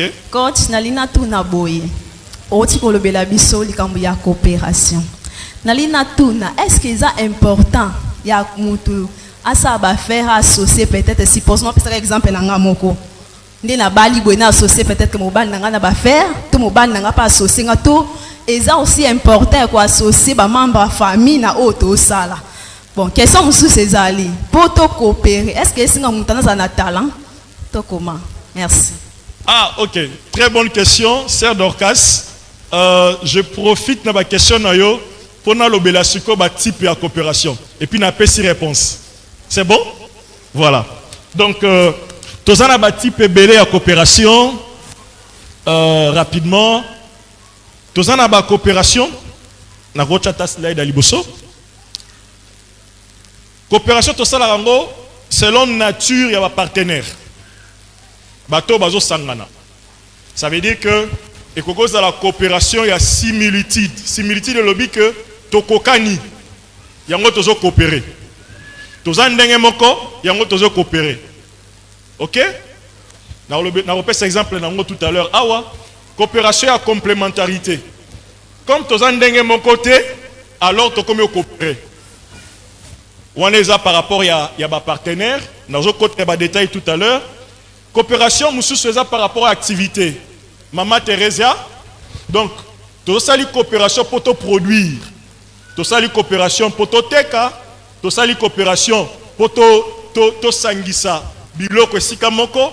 Tokoko somba matériel moko. Tout ça, la couture. Nous avons une machine, mais machine à broder. Et ça, il y a c'est ça aussi une coopération. Donc, tu sangi simbongo, pour te ma machine à broder. Mais la machine à coudre, c'est aussi ça la coopération. Tu sangi simbongo, pour te ma groupe électrogène. Vivre frais, salon de coiffure. Et puis, na évité ce qui est logonini, jeu. Bangonyo so bakangami. Mais problème à courir zali. Bakokoyo kana basomi groupe électrogène au lieu bazwa groupe électrogène na dépense et puis makelele basomi groupe électrogène moko bazo kabola courant. Donc coopération na bango ezaka na groupe électrogène wana. Voilà un peu ba idée ya coopération. C'est-à-dire je permettre biso na résoudre problème on a kokaki ko sala ngonga mokote topé sona sala ngonga moko lingo za plus cher pour nangai. Voilà. Coopération c'est le nombre de partenaires. Tu causes à la mi-balé, tu peux te rose à l'ébélé. Et puis, coopération, nous sommes à la coopération, tu signes Mikanda. Nous sommes à la Maloba. Ils ont signé Mikanda. Donc, le type de coopération est ébélé. Maintenant, il y a une sorte de coopération en fonction, il y a nature de partenaire. Coopération à similarité, la kisinini. Coopération à similarité, et ça, le cas là, bakangi ba porte oyo. Amen. Sikoyo tozo linga to bima, tozo kokate. Mutu sora lingo fongola porte, a fongoli boya simbi, porte tozo fongamate.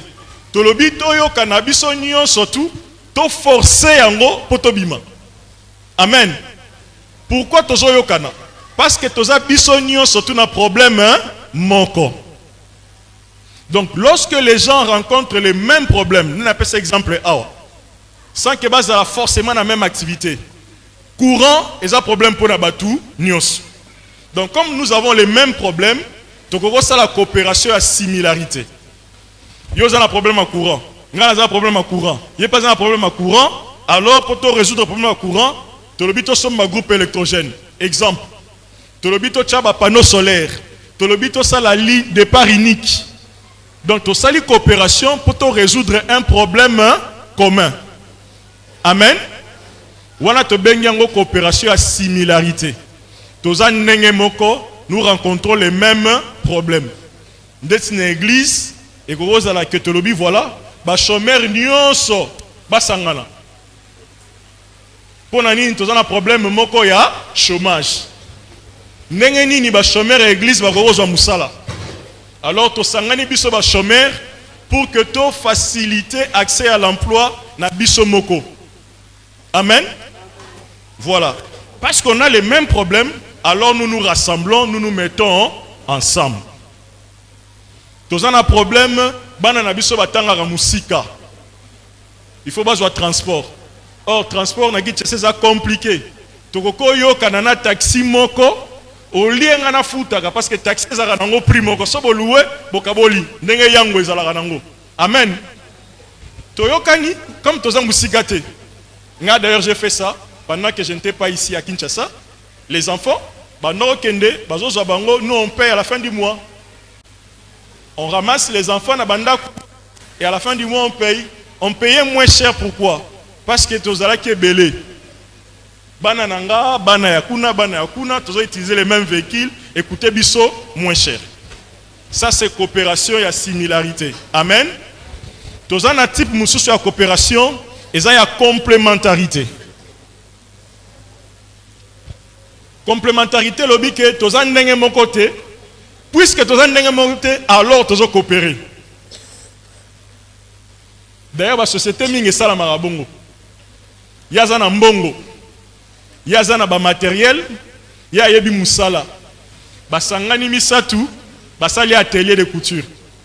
Oyo azofuta loyer, asomi ba matériel, oyo kuna ye na batisi na banini maramunyo surtout et ye kuna atanga na izam, ye ne mutu a gérer pour a fonctionner wana. Donc mutu na différence na ye azosa la force ya batu nyonso. Amen. D'ailleurs, on appelle ça exemple de bandit. Ah, on a le que mariage et sa coopération, n'est-ce pas? Mariage et sa coopération, mais ça type de coopération à complémentarité. Moi si, à sa différente, mobali à sa différent, yango ko sangana na bango nde sali mariage. Amen. Donc, tout le monde a différence cité comme occasion ya rokabwana. Au contraire, différence na biso et ça occasion à encore beaucoup plus riche. Ya lo baraki Congo, ya lo bara Swahili, ya lo baka Chiluba. Ceux qui te font du biso nyonso, alors tokoki ko interpréter ba langue nyonso tu ya Congo. Bongo te. Parce que yango ndezo ça la force na biso. Coopération yé parce que yazana eloko o ngana zana ngote, ngana zana eloko o yazana ngote. Yango to sangani pour que to koma plus fort ensemble. Yango to sengi na bino ba mama championne, bozala na capacité wana ya ko identifier. Eloko nini ozana ngo et puis eloko nini ozana ngo bo senga meyo ozana ngote. Alors on a la possibilité de reconnaître nani azana ngo et puis to ko coopérer nae. Ezana mama mususu depuis to bani na résurrection ba benginga papa ngana zana biloko koteka. Mais nazana esika te. Mutu mususu azana esika, mais azana biloko te. Est-ce que tu comprendre? Azofuta loyer. Alobi nga na abatela ndaku oyo, mais ba marchandise benda malonga ezate. Aboro bima, pourquoi? Parce que esika bien, soki na bimi awa esika mususu bien na rozwate. Entre temps mususu azana biloko koteka azana esika te. Siko bosani. Oh biso ba chrétien so to sangani to yoka na raté. Wana diable azocha aide mabe wana. Amen. Donc ça c'est la coopération de complémentarité. Yazana eloko ngana zana ngote, ngana zana eloko yazana ngote, alors to sangana. Coopération mususu ezali coopération oyo to bengi ya co-développement. Co-développement eza batu oyo basala musala moko. Alors basanganaka pour ba comme encore meilleur. Biso toza ba couturière. Alors to sali association na biso ba couturière pour que toye ba lisusu makasi couture. Biso toza ba monitrice. Biso toza ba voilà. En fonction de tozo sala activité na biso, tozo sangana pour que to comme lisusu makasi koleka avant. Amen. Ya omoni ba sala ba syndicat, ba sala ka voilà. Tout ça c'est pour non seulement pour défendre Badoua, mais aussi pour Kola et Longo. Tous un type de coopération, tu as la sous-traitance. Et si tu as combo la sous-traitance, tu as déjà une sous-traitance. Sous-traitance, c'est ça.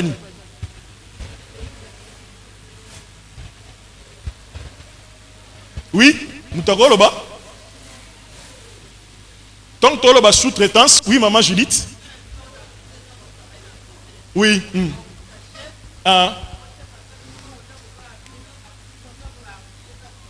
Ah, ok. Donc, sous-traitant, soin des alaki, recruter Batou batindi bango bakende kotravaille na Africell. Baza ba agent ya Africell te. Mais bazo travailler pour na Africell.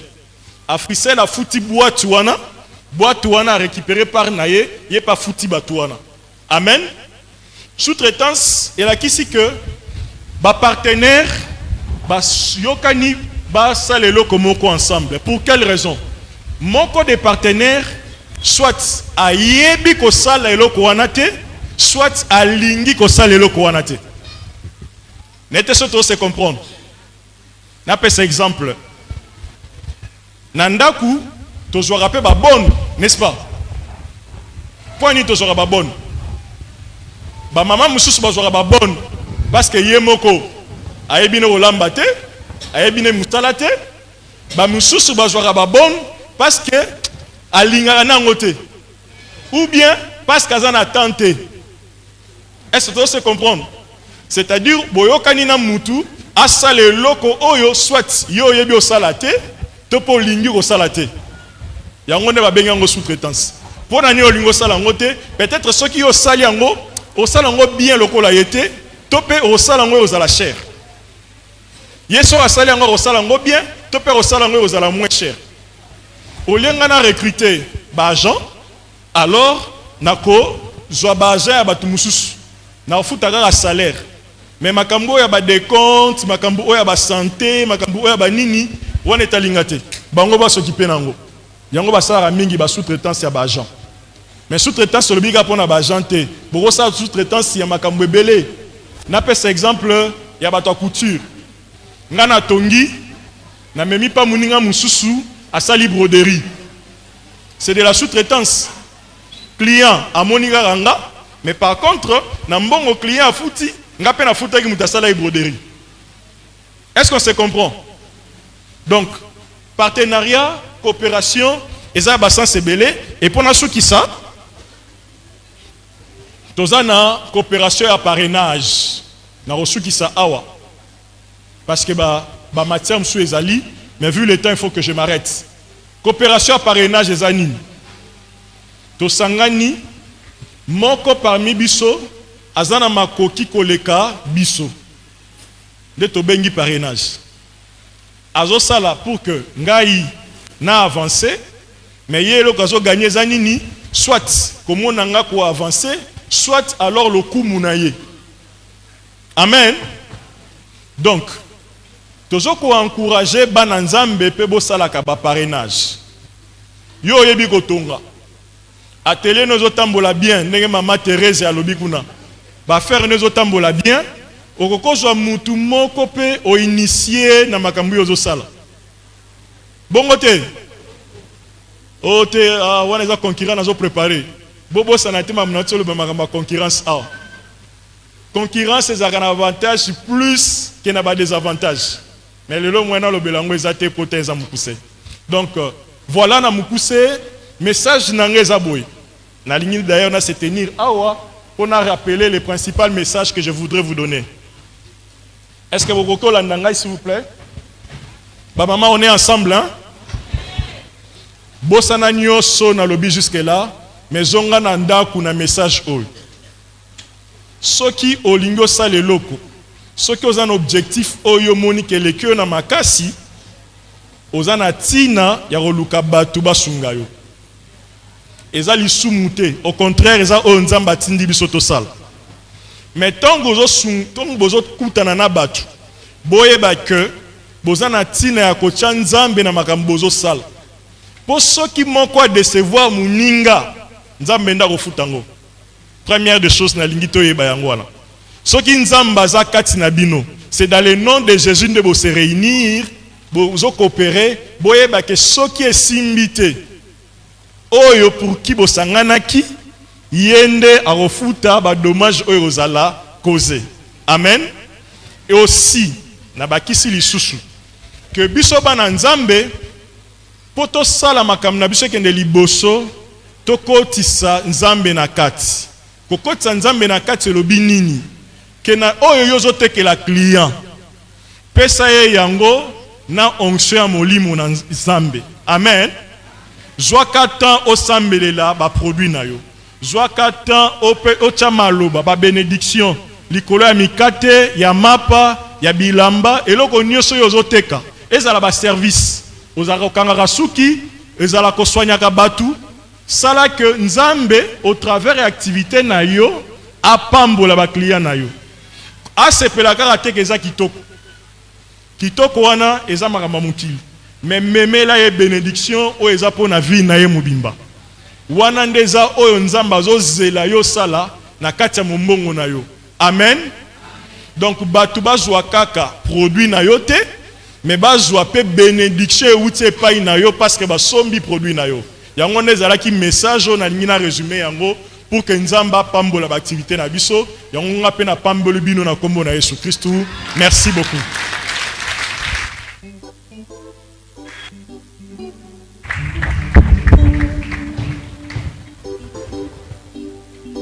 Alléluia, ba maman championne. Bo pepina loboko, bo pepina mona bino. Ah, tellement boza kitoko, tellement na linga bino mingi, salinga malam pour la présence na bino. To mi beteli maboko comme ba femme championne. Alléluia. Alléluia. To se retrouver quand même, hein? Et makambo eze belé wa ko enseigner biso metan ezamuki. Tant vraiment ezamuki. Na moi déjà batu mususu bakomi kotala tala air ya ona mona ekara keto kata mais nzamba osunga biso azongela biso mususu awa aya kofongwa mapenda kofongwa tolingi message na ye to sepe na message na ye j'espère to sepe na enseignement na ye to koya lisu to proclamer jour moko we koza bien to za na journée soit mercredi za cadre moment na biso ba mama to koya lisu so ebele na journée wana to ko préparer ngo malamu aye pe na air bien ata ba 16h to pese miko abadine kolobati 20h 19h30 azwa ta 3h ditalo bia makambo ebele po aza makambo ebele ya kolobata enzamuki yango wana toza na yebike mutu na mutu azuka mwa secret na ye ba programme dans l'église église to yebi yango ya ba mama plutôt ya ba mama ezalaka mercredi to kutanaka ezalaka teke pona programme ya lelo non te ezalaki ka séminaire ya ba mama non mikolo nyonso tout mercredi à partir ya 17h juste to zala aw ti 19h juste ou bien 30 to kabwani ezalaka journée moko ya malamu to yaka koyoka makambo ebele ndenge ni mama koyeko zala malamu na kati ya foyer na ye ndenge akoki ko batela papa ndenge akoki batela bana ndenge nini akoye ko sala makambo malamu ko sala mombongo na ye ndenge nini akoye ko soigner mobali na ye mama ndenge nini akoye ko bongisa nzoto na ye nyonso to antolobela ngo na journée wana ya mercredi ndeni jeune sœur akoye ko se préparer pour na okene mariage ezala teke ote to luka journée moko boeza iniki mapona ba jeune sœur non en église ezala te ba mama nyonso bazaka na mukolo moko mercredi ozala sœur to zala mama to sanganaka ensemble makambo etali ba jeune sœur to lobela ngo kuna o etali pe ba mama to lobela ngo kaka na journée wana ya mercredi ya wana mercredi sala ke fond yo ozo kene mariage ozo lingo bala o ya koyoka kaka na mukolo wana ya mercredi to kipate to pona ka mama te makambo ebele na église bate yango te mais to yoka ngo na mukolo wana ya mercredi nde ba enseignement ezalaka ebele so polingo tuna question to zalaka wana na problème obo na ye batake mama okoye bango ka mukolo wana olobi otuni motuna na ope to pesio réponse et surtout mi ba jeune sœur bozo kende ba libala ezalaka bien pour ba préparer yo ba pe yo ba conseil kana mukolo wana ezalaka na makambo ebele esuka kaka te kende to sangani na séminaire non ezala mikolo nyonso tozalaka na intercession na biso na kati intercession ba mama ezalaka évangélisation ba mama pe ezalaka na kati intercession ezalaka évangélisation ezalaka social pe ezalaka o équipe ya organisation ezalaka wana na kati place nyonso olingi osadere okuza libre ya kokota na ekipe wana tokabola te ba jeune sœur basala wana protocole bazali yango wana na mukolo leo na lina ya mama nyonso oye mbala liboso koti na église o to okomi oye ko participer na ba mama oyaka no kids mais oyaka te na ba mama na lina mwa loboko no likolo to yamba yo mbala liboso peut-être ba invitaki yo baza ya kotelema to yamba bino omba no liboso to uti église mususu ozwaki invitation en tout cas ba mama ba telemeza ya biso église awa. Oh, gloire au Seigneur. To sepeli na bino vraiment makasi. To lingi bino mingi. Komi esika na bino soki makam na biso o esili. Prière na biso esili makambo tozo sala a esili. Boke kovana bakitu wana suka bandeko bazali wana bako yamba bino bapesa bino ba programme surtout l'église. To yokani nazana na sepeli na mama nyonso toye awa. Nzambe na ngai o nga na sambela nzambo na nze na se ya onction église o nzamba mona yo nzamba visiter yo asalelo makamba malamu otika na seteme okende likolo ozala mwasi ya malonga na société na génération na yo au nom de Jésus tozotika place epa ya pasteur azopambola ba mama nyonso tout yenda azopambola biso avant que toka bwana yango totiki place epa ya pasteur na botosi nyonso tu na bengi papa na biso ya ndako chéri nanga tobetele mabo.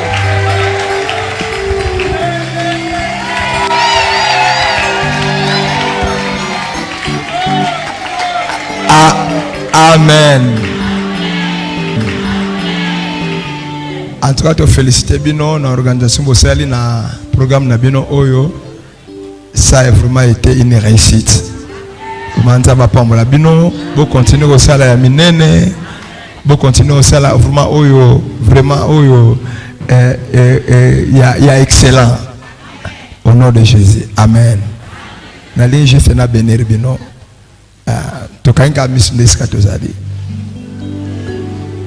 Papa to pamboli o epele pona 3 soirée oyo. Kitaki na kata église pona koya ko visiter banana yo. On visiter ba ona ba domaine nyonso. Si on visiter ba ona domaine ya business. Likolo ya maloba nyonso tokoki koloba awa tika ete grâce ya business et ya likolo ba mama oyo. Onction ya business et ya likolo moko na moko. Onction ya ko exceller ya ko distinguer dans les affaires et ya likolo moko na moko. Okobana na moke mais comme epele. Et puis onction ya coopération et ya likolo na biso. Tu travailles de manière dispersée, mais tu travailles vraiment en collaboration, tu travailles dans la coopération. Tu as été nzambe ya grâce, à répandre de grâce na Nicolas moko na moko, na kombo na Yesu. Kozonga na biso ezala ya kimia, ezala ya sécuriser na loboko ya moko nzambe. Na kombo na Yesu, papa to pambolo na nyonso, au nom de Jésus-Christ, nous te bien ensemble. Amen.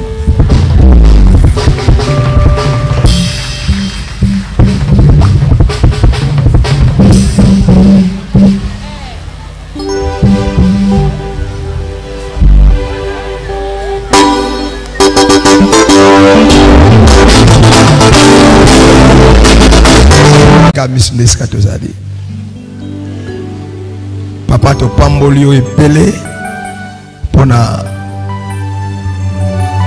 3 soirée oyo. Kitaki na kata église pona koya ko visiter banana yo. On visiter ba ona ba domaine nyonso. Si on visiter ba ona domaine ya business. Likolo ya maloba nyonso tokoki koloba awa tika ete grâce ya business et ya likolo ba mama oyo. Onction ya business et ya likolo moko na moko. Onction ya ko exceller ya ko distinguer dans les affaires et ya likolo moko na moko. Okobana na moke mais comme epele. Et puis onction ya coopération et ya likolo na biso. Tu travailles de manière dispersée, mais tu travailles vraiment en collaboration, tu travailles dans la coopération. Tu as été nzambe ya grâce, à répandre de grâce na Nicolas moko na moko, na kombo na Yesu. Kozonga na biso ezala ya kimia, ezala ya sécuriser na loboko ya moko nzambe. Na kombo na Yesu, papa to pambolo na nyonso, Au nom de Jésus-Christ, nous te le ensemble. Amen.